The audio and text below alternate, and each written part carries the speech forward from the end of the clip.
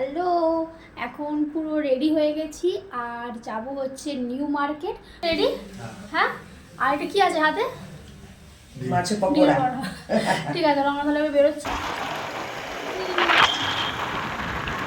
ভালো হয় না বাইকে।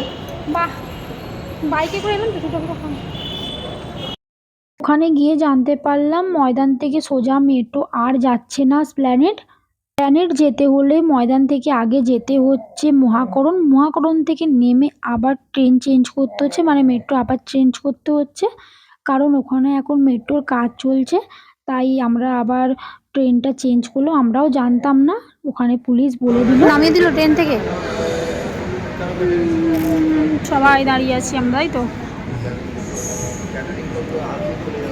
শেষে অনেকক্ষণের পর গিয়ে পৌঁছলাম নিউ মার্কেট। ও বাবা, নিউ মার্কেট গিয়ে দেখি কি ফাঁকা, রাস্তার সব দোকানগুলো একদম ছোট ছোট করে দিয়েছে।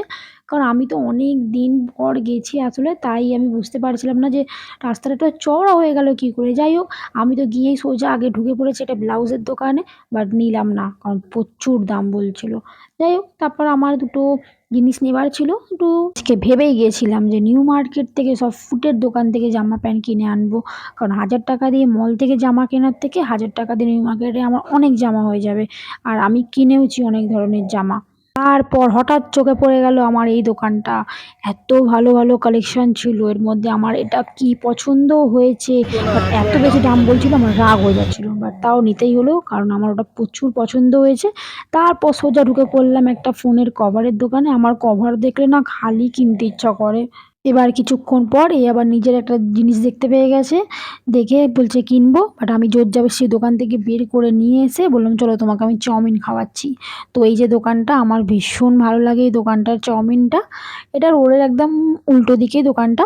তারপর নিউ মার্কেট যাবো আর লস্যি খাবো না, এটা হতে পারে? এটা আমার ফেভারেট, যেটা কেসি দাস পাল ছাতার ওখান দোকান থেকে একটু এগিয়ে, আমার ভীষণ ফেভারিট। ও খেলো না, কোন হয়ে গেছে শপিং কমপ্লিট।